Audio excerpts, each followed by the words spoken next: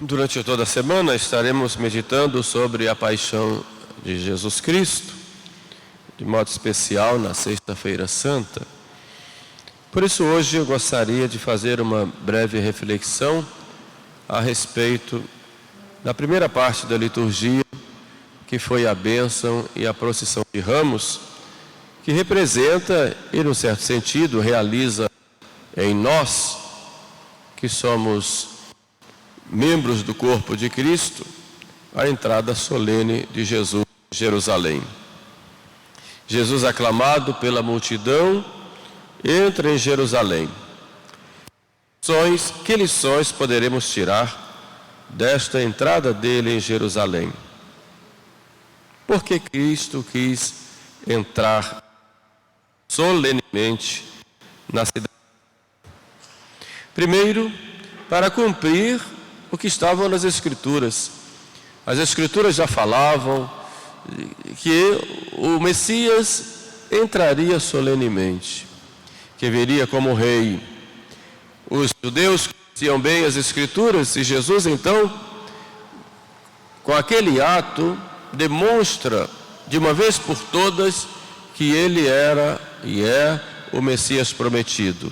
É o ungido do Senhor, o esperado das nações, aquele que veio resgatar não só Israel, mas toda a humanidade das garras do pecado, do demônio e da morte. Por isso ele entra solenemente, como um rei que vai tomar posse do seu reino.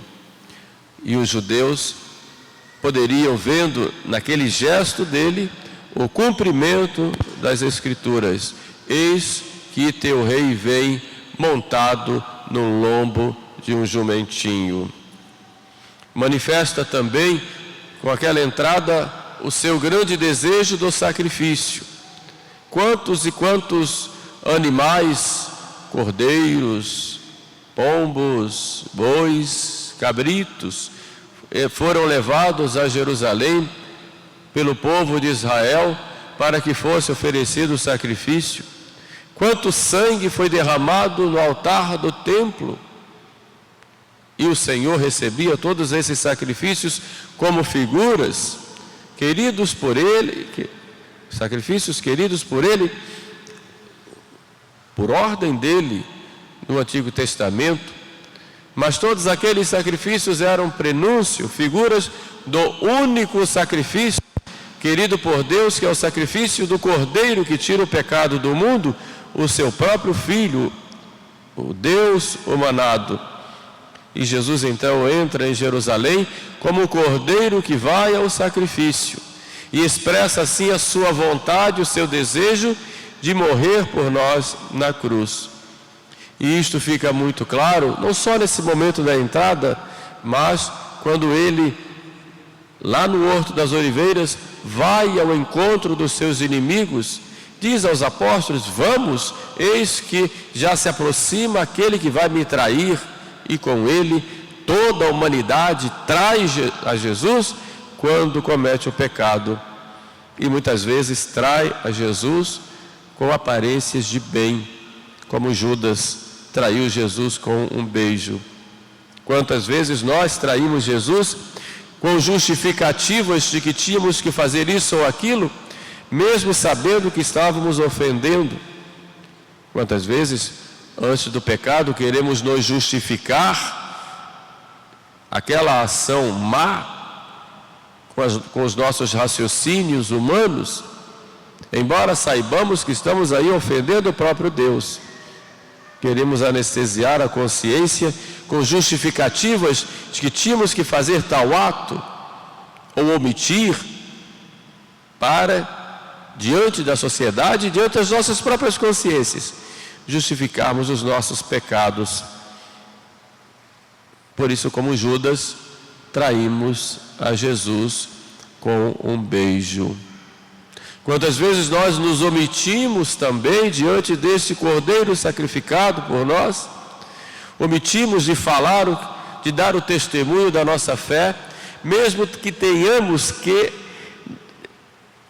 sofrer por causa disso, sermos ridicularizados o grande sacrifício e martírio nosso hoje, sobretudo aqui no Ocidente, é sermos ridicularizados por causa da fé, mas, como Pedro, nós nos omitimos e dizemos: eu não conheço esse homem. Quantas palavras nós dizemos para nos justificar diante dos homens que não conhecemos a Jesus, ou queremos um Jesus light, um Jesus que não exige nada, um Jesus sem cruz, um Jesus que seja tão leve e tão suave que não queira nenhum sacrifício. Mas se contemplamos a sua entrada em Jerusalém, vejamos que Jesus é o homem do sacrifício. Mas como Pedro, nós não só nos omitimos, como negamos para sermos politicamente corretos diante dos outros. Pedro chora amargamente. Flevite amare, diz o Evangelho. Amare, amargo. Mas quem é que sofre o amargo? Amargo diz respeito ao paladar. Padre Vieira, comentando esse fato, ele diz: foi preciso Pedro chorar amargamente, sentir na boca o fel da lágrima, porque foi com a boca e com a língua que ele negou a Jesus. E como nós negamos a Jesus? Como Judas o traímos ou como Pedro nos omitimos? E Jesus, sabendo de tudo isso, entra em Jerusalém como a vítima que é levada ao sacrifício e vai livremente. Porém, há um outro motivo dele entrar daquela forma, porque ele entra como rei. A procissão daquele povo levando Jesus é a procissão de um rei, que é aclamado: bendito aquele que vem em nome do Senhor, repetindo os profetas antigos, hosana ao filho de Davi, Davi rei, esse é o herdeiro. Hosana ao filho de Davi. Ele entra como rei. Os próprios gestos de Jesus mostram a sua liberdade, mas mostram também que ele quer ser proclamado rei. Pega lá um jumento que nunca tinha sido montado, colocam as capas, e os discípulos, ao colocarem as capas, mostram que ali ele estava sendo entronizado. Foi dessa forma que Davi mandou que entronizasse seu filho Salomão: coloquem as capas no animal e que ele monte. Era a tomada de posse do seu reino. Ali Jesus toma posse do seu reino. E ele quis realmente mostrar isso. E que frutos tiramos desta entrada de Jesus? O amor ao sofrimento, sermos vítimas do sacrifício juntamente com ele, e um sacrifício que nos leva à glória. Mas por que Cristo quis entrar daquela forma? Como eu disse, montado no lombo de um jumento. Ele quis entrar daquela forma porque ele assim é reconhecido como rei.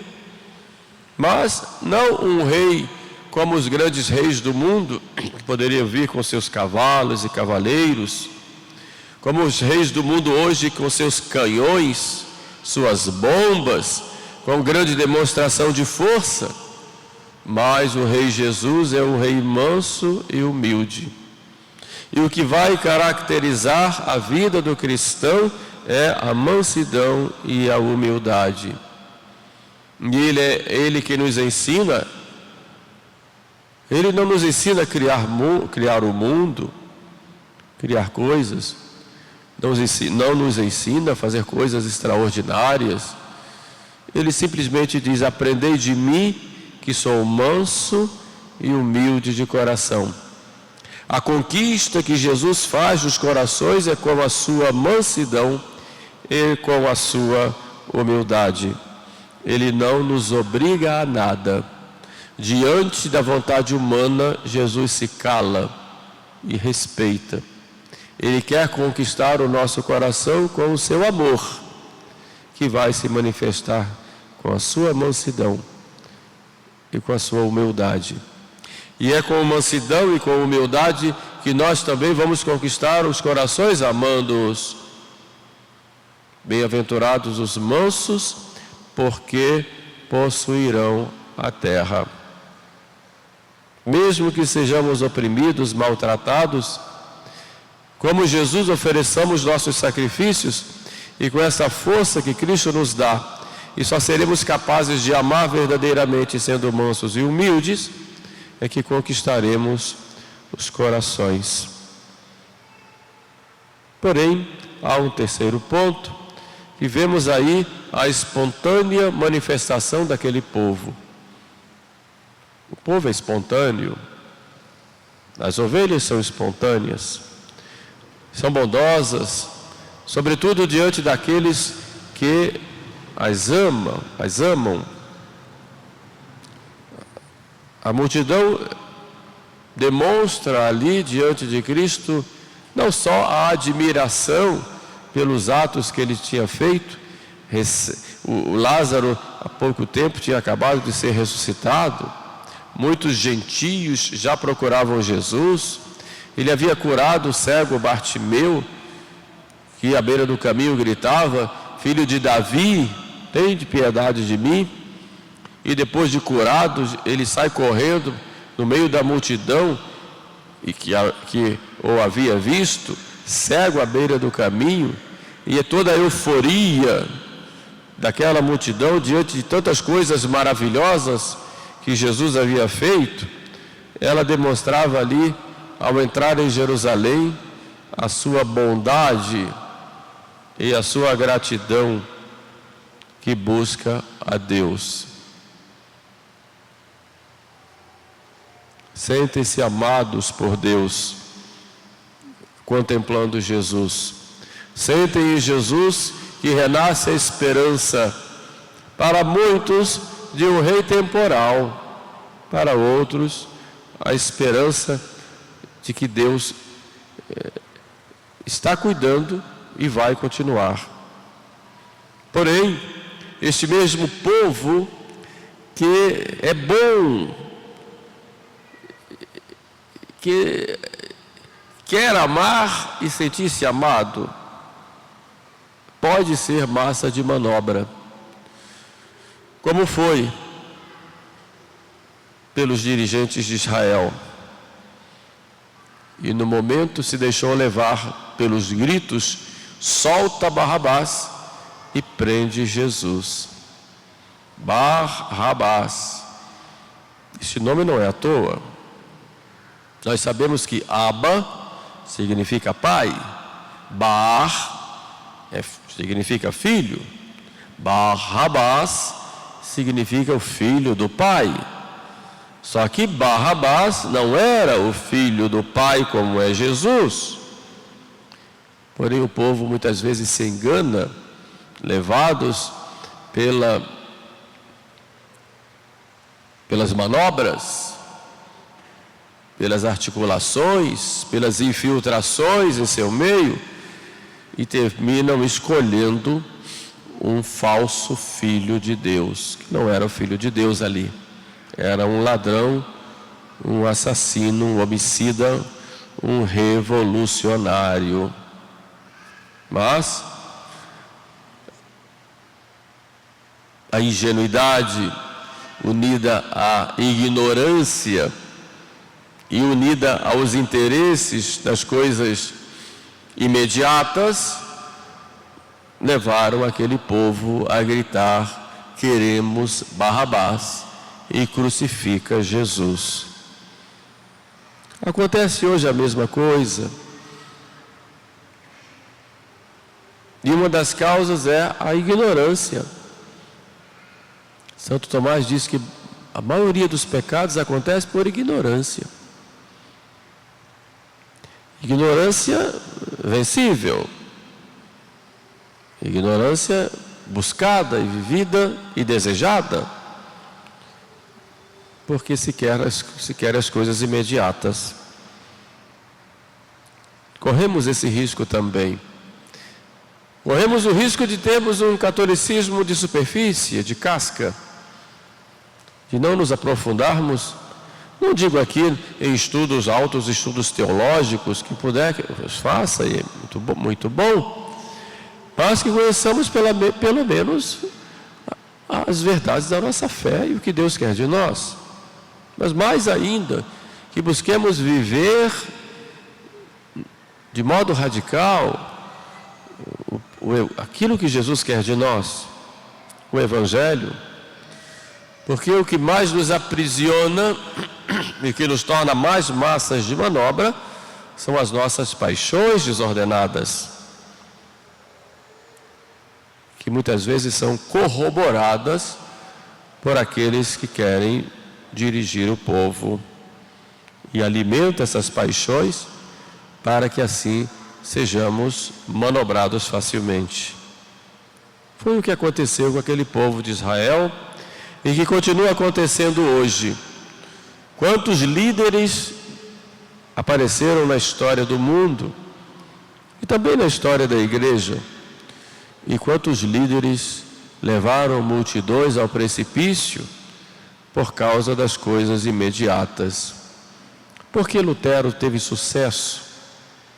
Se olharmos bem a história, vejamos, Lutero alimentava as paixões com a sua falsa doutrina.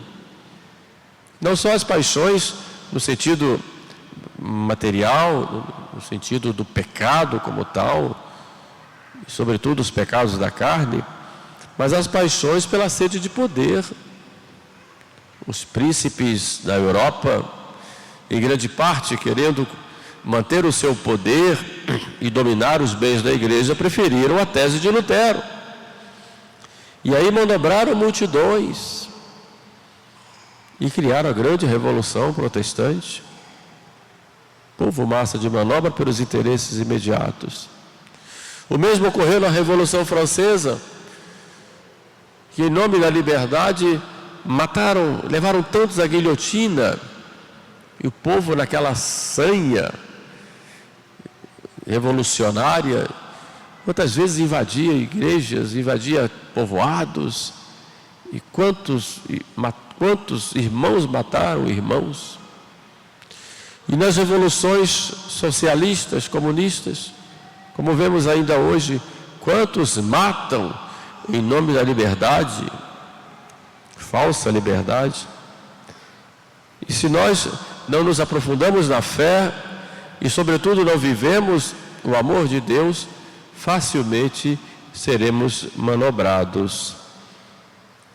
Porque, e sobretudo hoje, o que se busca é a despersonalização, que as pessoas sejam robôs, que até em seus pensamentos sejam teleguiados. Despersonalização. Não sou mais uma pessoa. Robotização. Sou um robô conduzido. Mais ainda hoje, nesse espírito anticristão, cristofóbico que nós enfrentamos. Unamos-nos nessa Semana Santa aos apóstolos e àquela multidão daquele dia que, no ato de amor a Jesus, se entrega a Ele, dizendo: bendito que vem em nome do Senhor. Peçamos também a constância na nossa fé e no nosso amor, para que tenhamos mais graças e vivenciarmos santamente esta semana que agora se inicia. Amém.